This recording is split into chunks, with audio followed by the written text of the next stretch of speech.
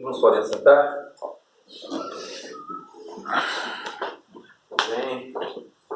Antes de começarmos, né, apresentar os amados.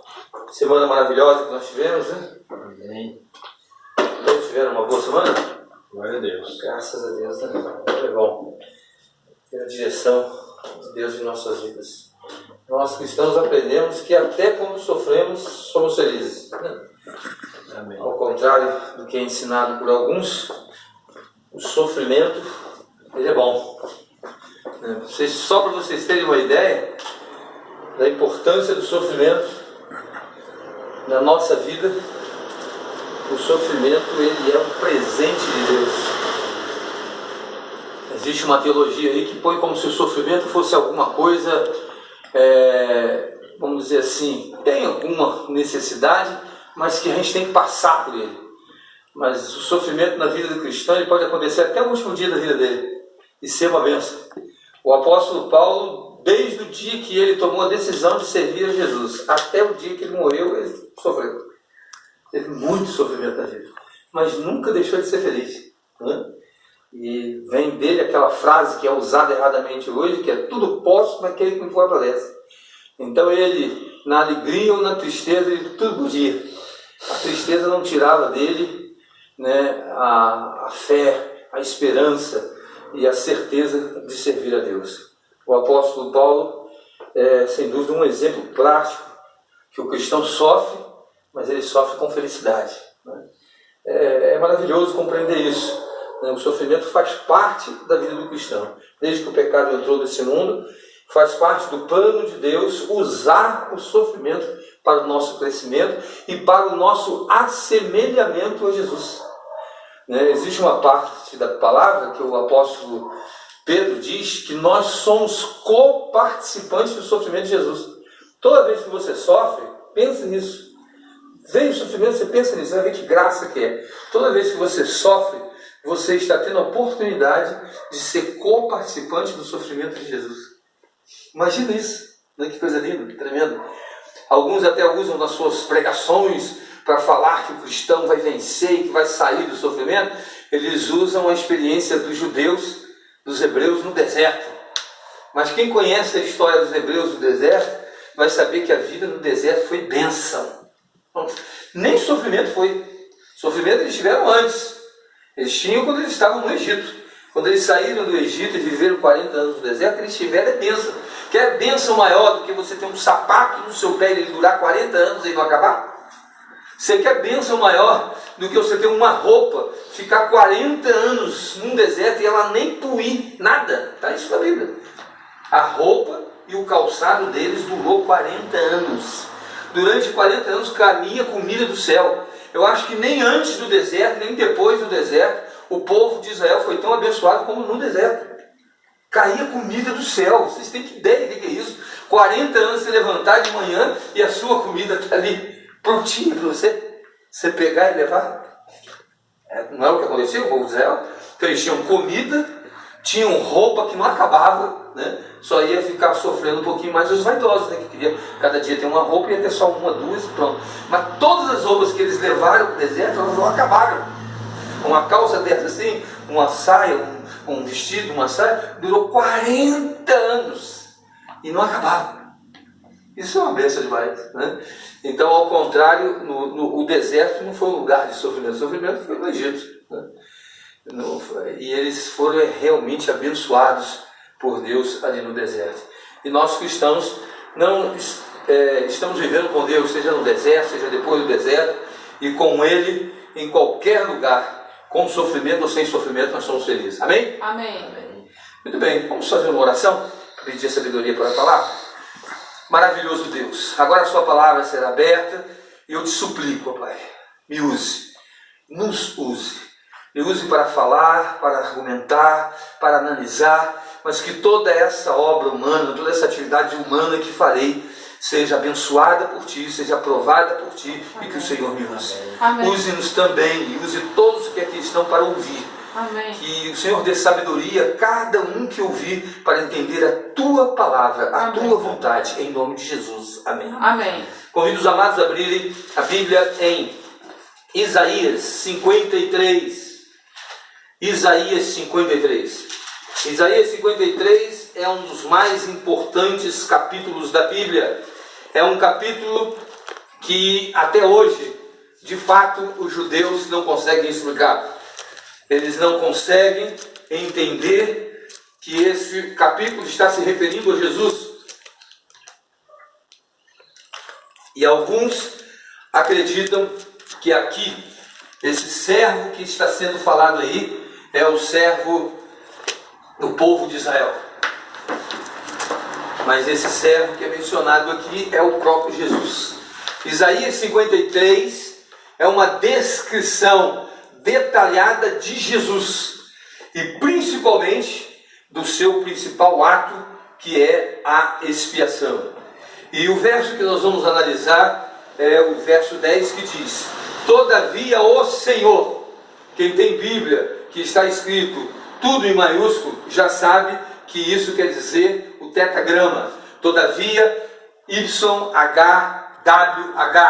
todavia o Eterno, todavia Jeová, todavia Yahvé, agradou Moê-lo, fazendo-o enfermar. Quando der ele a sua alma como oferta pelo pecado, verá a sua posteridade e prolongará os seus dias, e a vontade do Senhor, de novo, Yahvé, Deus eterno, o Javé, é o Senhor, o tetragrama, prosperará nas suas mãos. Esse verso afirma que Deus se agradou em moer o Senhor Jesus.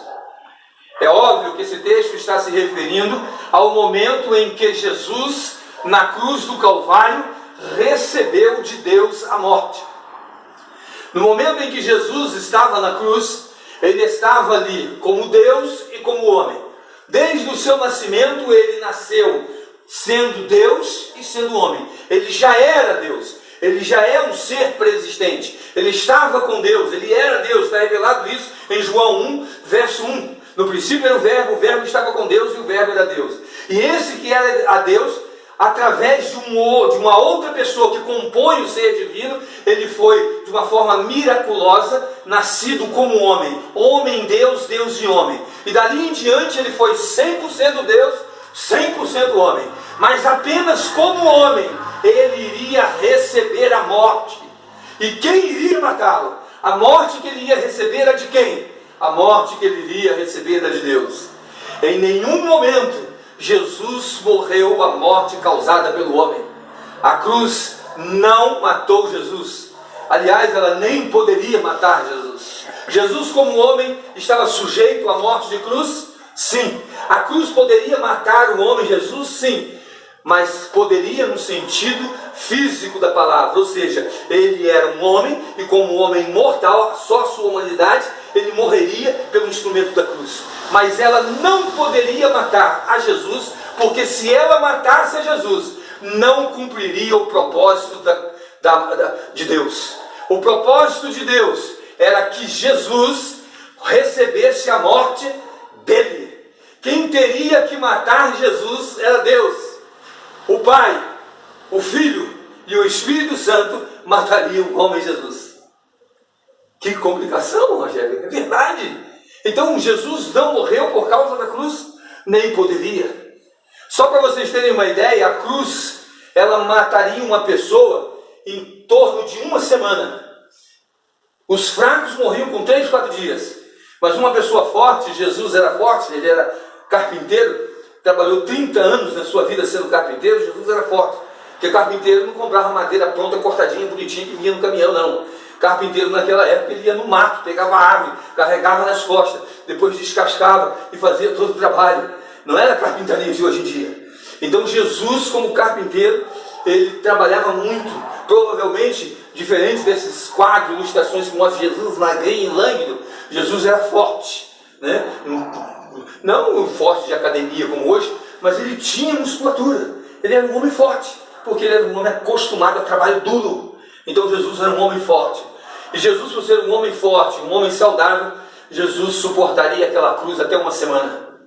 Que era o que geralmente acontecia com os homens fortes. Ficaria uma semana. A cruz era o objeto mais terrível de tortura, justamente por isso.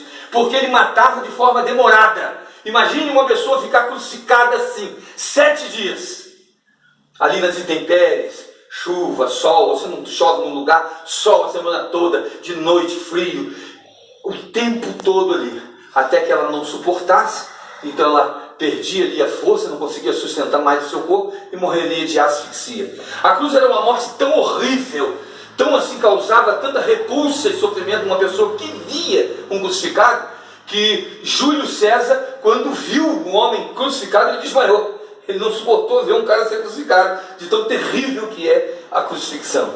Então o objetivo da cruz era justamente ser demorada. E nós sabemos que Jesus ficou apenas 6 horas na cruz. Ele foi crucificado à hora 3ª e morreu na hora 9ª. Jesus foi crucificado 9 horas da manhã e morreu às 3 horas da tarde. Então ele ficou 6 horas na cruz. E a cruz nunca matou ninguém em 6 horas.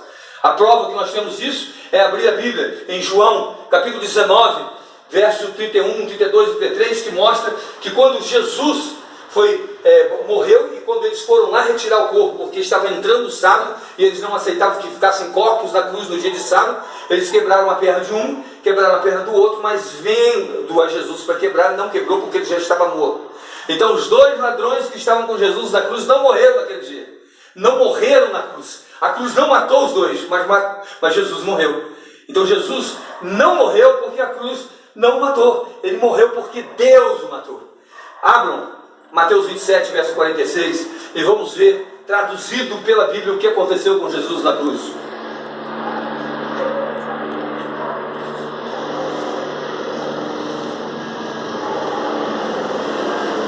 Olha que texto maravilhoso. Mateus 27, verso 46. Aqui vai mencionar as 3 últimas horas. Já haviam se passado 3 horas, porque ele foi crucificado na hora 3ª. E aqui diz, vamos ler de 45 a 46, para ter um contexto melhor. Por volta da hora 9ª, clamou Jesus. Vamos ler o 45. Desde a hora 6ª até a hora 9ª, houve trevas sobre toda a terra. Então quando Jesus já estava 3 horas na cruz, ficou uma treva enorme, escureceu tudo, e isso era de dia. Por volta da hora 9ª, clamou Jesus em alta voz, dizendo: Eli, Eli, lama sabachthani, o que quer dizer: Deus meu, por que me desamparaste? Aqui é revelado o motivo da morte de Jesus. Deus desamparou Jesus. Quem desamparou Jesus? Deus. Que Deus? O Pai, o Filho e o Espírito Santo. Deus, o ser divino, separou-se do homem Jesus. O homem Jesus experimentou o desagrado de Deus, experimentou a ira de Deus ali na cruz, e foi isso que causou-lhe a morte. A morte de Jesus foi causada por Deus desampará-lo. Mas é interessante, amado, que esse desamparo é causado por Deus se desagradar. Mas ao contrário disso, vimos em Isaías 53 que Deus se agradou em moê-lo. Precisamos entender isso. Isaías 53, 10 diz que quando Jesus estava morrendo na cruz, Deus se agradou disso. Se não for compreendido uma passagem como essa, pode-se ter uma ideia errada de Deus e enxergar um certo sadismo em Deus. Deus se agradando em ver alguém sofrer, em alguém morrer. Não, Deus não se agradou do sofrimento do homem Jesus, mas Deus se agradou porque ele estava sofrendo. Para que ele estava sofrendo? Para quem ele estava sofrendo? Jesus estava na cruz do Calvário recebendo o desagrado de Deus, para que Deus pudesse derramar toda a sua ira, aplicar toda a sua justiça sobre o homem, mas apenas um homem, para que todos os homens ele não precisasse fazer isso. Naquele momento que Jesus estava na cruz, Deus tratou a Jesus como deveria ter tratado Adão e Eva. Deus tratou a Jesus como deveria tratar todo ser humano. Deus tratou a Jesus como tratará todo ser humano após o milênio. quando terminar a história deste mundo, quando Jesus voltar nas nuvens dos céus, 1000 anos depois, quando Deus estabelecer esta terra como renovada neste mundo, Ele vai destruir todos os pecadores. Toda a sua ira será derramada sobre todo o pecador. E Ele fará com essas pessoas o que fez com Jesus na cruz. Mas qual é um ponto importante nisso?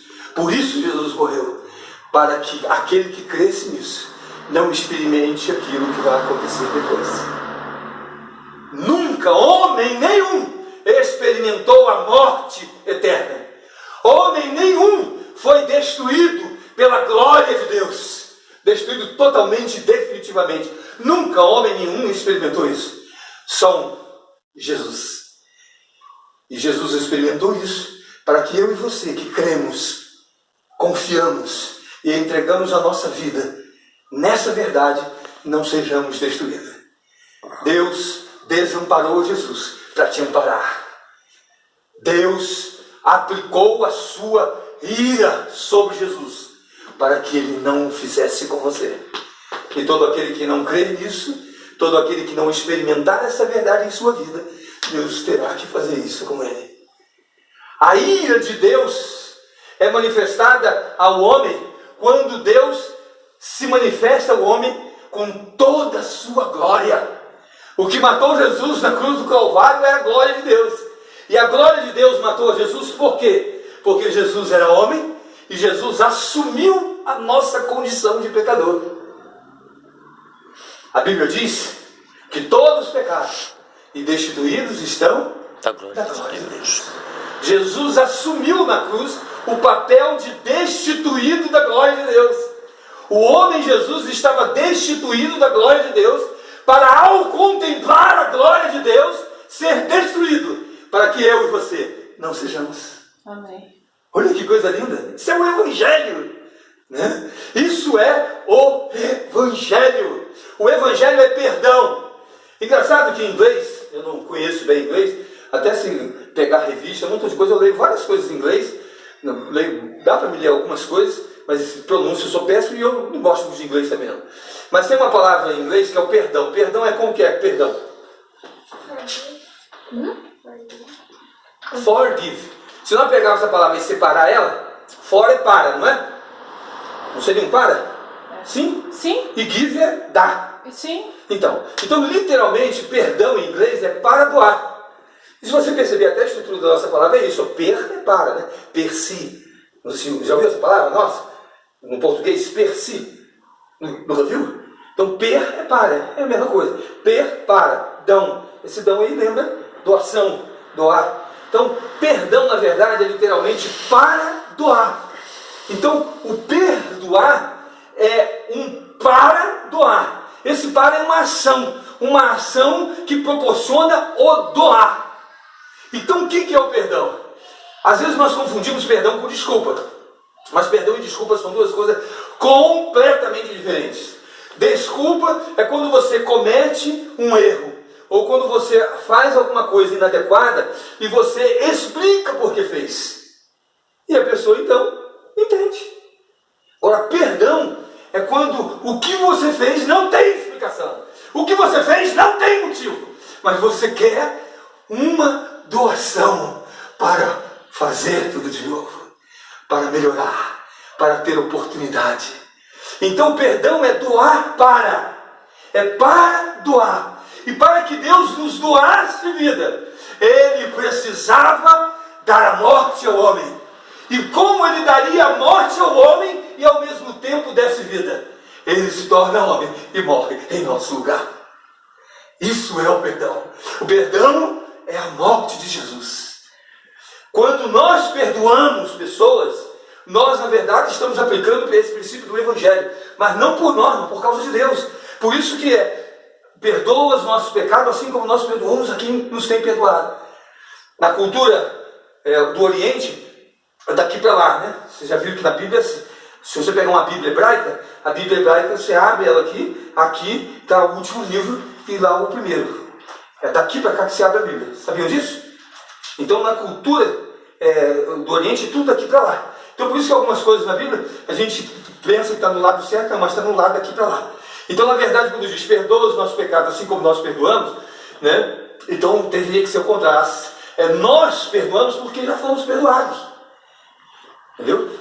O motivo que nos leva a perdoar as pessoas é porque Deus nos perdoou. Tanto é que ele contou uma parábola para explicar isso. Qual que é a parábola? A parábola de um homem que devia uma fortuna, foi a um homem, pediu perdão. Quando ele pediu perdão, o homem pediu perdão, perdoou. E ele saiu. Ele saiu fora, tinha um cara que devia a ele 100 vezes menos do que ele devia ao outro. E ele pegou o cara e quis bater, quis matar o cara. Esse homem soube, porque avisaram ele, chamou ele de novo e tirou o perdão dele. Por quê? Porque ele não tinha sido perdoado, ele não entendeu que tinha sido perdoado, porque ele foi perdoado uma dívida enorme, mas não conseguia perdoar uma dívida menor. Então Jesus ensinou que o motivo de eu perdoar o Ronei me ofende, me magoa. O motivo de eu perdoá-lo é entender que eu fui perdoado por Deus. Eu só não perdoarei se eu não compreender isso, porque o que Deus fez por mim, o que Deus doou para me dar uma nova oportunidade, é muito maior do que eu vou dar ao Ronei. Porque o que ele cometeu de erro comigo é infinitamente menor. O pecado é algo agressivo a Deus, que não tem explicação. Então para o pecado não existe desculpa, não existe atenuante, não existe nada que possa dizer, não, isso aconteceu por causa disso. Não, o pecado é inexplicável. E a única coisa que resolve o pecado é o perdão. Mas o perdão para Deus dar, precisa haver morte. Porque, em verdade, o pecado é imperdoável. Deus não perdoa pecado. Deus perdoa pecados. Ou seja, o que é pecados? São as ações pecaminosas do homem. Mas o pecado Deus não perdoa. O pecado Deus resolve com a morte. E como Deus resolve o pecado com a morte? Matando o seu filho na cruz. Que coisa tremenda. Isso é o Evangelho. O Evangelho é a verdade que o Senhor Deus se tornou homem em nosso lugar, e como homem experimentou a morte de Deus, causada por Deus, a sua humanidade, para que nós não a experimentássemos. Aí nós voltamos em Isaías 53:10. O Senhor se agradou em moê-lo. Primeiro essa expressão moê-lo, vamos trabalhar um pouquinho. O profeta, quando fala o que aconteceria com Jesus na cruz, diz que Jesus seria moído por Deus. E há algumas traduções que diz esmagado. Que coisa tremenda, amados. Jesus na cruz não experimentou uma morte comum. A morte de cruz é horrível, mas a morte que Jesus experimentou é 1 milhão de vezes pior do que a morte de cruz. Ele não experimentou a morte de cruz. Ele experimentou a morte causada pela luz de Deus, pela glória de Deus. Ele se fez pecado, então ele estava por assumir, só por assumir, em trevas, e a glória de Deus, a luz de Deus incide sobre ele em trevas e o dissipa, o esmaga, o desfaz. Que coisa tremenda. Quando Jesus é colocado ali, a lança nele, o que sai? O que sai? Água. Água. Isso significa que Jesus morreu de uma angústia inexplicável. A ciência diz que isso acontece, apesar de nunca ter acontecido. Há razões ali porque saiu aquela água. Porque Jesus morreu de uma tremenda angústia. Ele foi esmagado por Deus, para que Deus não nos esmagasse. Amém. E não é um ato arbitrário, Deus estava com raiva do homem e queria matar o homem, não. A própria manifestação total de Deus para o pecador destrói. Entende isso? Deus, para destruir o pecador, ele não precisa jogar raio do céu, ele não precisa fazer nada, não. É só ele aparecer. Se ele aparecer em glória totalmente para um homem, mesmo santo, ele é destruído. Mas aquele que estava na cruz era santo, sim, mas ele se portou como não santo. Ele imputou sobre ele as nossas imundícias, para que ele fosse destruído em nosso lugar. Para que agora ele imputasse em nós a sua justiça, para que a glória de Deus não nos destruísse. Amém. Amém. Que coisa tremenda, não é? O Evangelho é uma troca. O Evangelho é, sem dúvida nenhuma, essa troca maravilhosa. O que Jesus merecia passa para nós. O que nós merecemos passa para Ele. E é por isso que o texto diz que Deus se agradou. Deus, a contemplar Jesus morrendo na cruz, Ele se alegrou, não por sadismo, mas por amor. porque ele sabia que a morte de Jesus era a nossa saída. A morte de Jesus o capacitava a nos perdoar. Perdão esse que já estava agindo desde o Éden, mas perdão esse que foi ratificado na cruz. O Cordeiro foi morto desde a fundação do mundo, mas a manifestação da morte do Cordeiro acontece na cruz. E ali Deus, como diz o apóstolo Paulo, pôde ser justo e justificador de todo aquele que crê em Jesus. Amém. Como ele foi justo? Dando a morte ao pecador.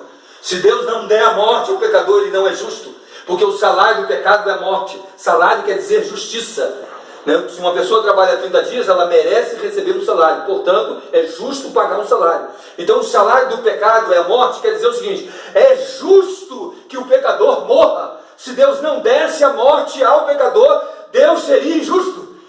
Mas Deus não é só justo. Ele é eternamente justo, mas Ele é misericordioso. E como misericordioso, Ele quer salvar. E como salvar e condenar ao mesmo tempo. Isso Ele fez em Jesus. Jesus foi condenado na cruz do Calvário para que Deus pudesse nos salvar.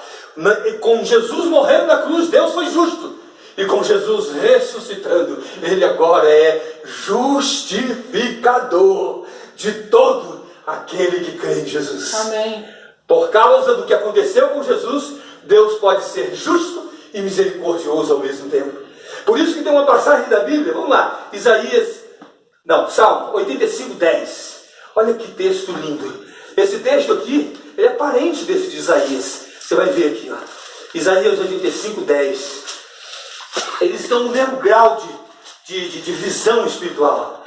Olha o que diz. Salmo, né? Isso. Leia para mim. Alguém leia para mim, por favor. Em voz alta aí para sair no vídeo ali. Salmo o quê? Salmo 85, 10. A benignidade e a fidelidade se encontraram. A justiça e a paz se beijaram. Muito bem. Na minha tradução diz: encontraram-se a graça e a verdade, a justiça e a paz se beijaram. Vamos entender esse verso. O Salmo é um livro de poesia, é um livro poético. E a forma da poesia hebraica ela é diferente da nossa. A nossa geralmente é construída por rimas. Não todas, existe poesia sem rima, existe poemas sem rimas. Mas nós usamos muita rima, não é? Tanto nas músicas, não é? Não existe muita rima. Uma frase termina com um som semelhante ao outro, não é assim? Na poesia hebraica não tem rima. A poesia hebraica é estruturada de uma forma interessante chamada paralelismo. Né? O que é paralelo? Paralelo é isso, né? Mesma linha ali, aqui que está paralela. Então, o paralelismo é o seguinte: é uma frase construída com a outra do mesmo tamanho construída embaixo. Existem vários tipos de paralelismo. Paralelismo sinônimo, sintético, de contrários, né, o antônimo. Existem vários tipos de paralelismo. Pelo menos 7 ou 8 paralelismos. E esse paralelismo que é usado aqui é paralelismo de sinônimo. Então uma frase está sendo afirmada uma verdade, a outra a mesma verdade sendo afirmada, só que com palavras diferentes. Quer ver uma que a gente usa muito, e às vezes nem se toca que está tendo um paralelismo? Salmo, aquele da lâmpada, qual que é o salmo mesmo? Agora deu um branco. 119, 105. Isso. Salmo 119, 105 diz: lâmpada para os meus pés é a tua Palavra. e luz para os meus. Ó, lâmpada para os meus pés é a mesma coisa que luz para os caminhos. Caminhos e pés são iguais, e lâmpada e luz. Certo? Então, lâmpada para os meus pés é uma verdade. Luz para os meus caminhos é a mesma verdade, dita de forma diferente. Conseguiram entender? Muito bem. Só que existe ainda outra questão que está nesse verso. Aqui tem um paralelismo, é a mesma afirmação, só que ainda ela está em X. Tem um nome, o X, que nós hoje chamamos de X, ele aí é semelhante a um outro que é chamado de Ki. Né? Eu acho, se eu não me engano, o nome que se dá esse processo é quialismo. Então, X, ó. Então você pega o seguinte: se eu tivesse um quadro aqui, eu poderia mostrar melhor. Ó, graça e verdade. Não está na primeira linha? Uhum. Graça e verdade. E aqui está.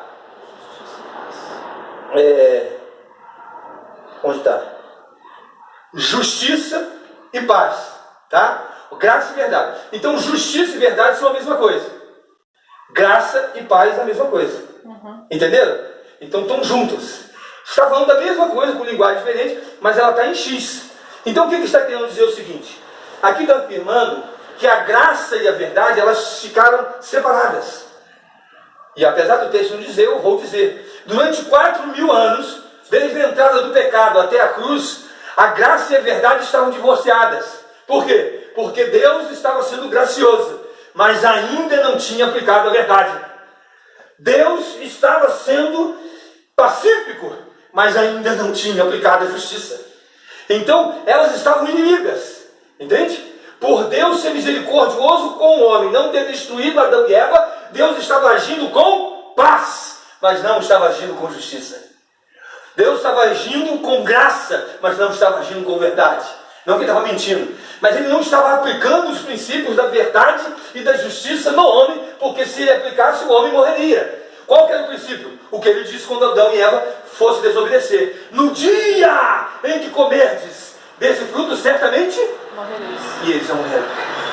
É claro que a pessoa pode explicar que foi espiritualmente, mas não é essa a força do texto. Eles deveriam morrer. Esse verso, Gênesis 2,17, se cumpriu na cruz. Então, dali em diante, elas estavam divorciadas. Quando Jesus morreu, a graça e a verdade se encontraram. A paz e a justiça se beijaram. Houve uma aliança entre a justiça e a misericórdia de Deus. Não que Deus não era injusto nesses 4.000 anos, estão entendendo? Mas Deus não manifestou a plenitude da sua justiça, porque senão o homem seria destruído.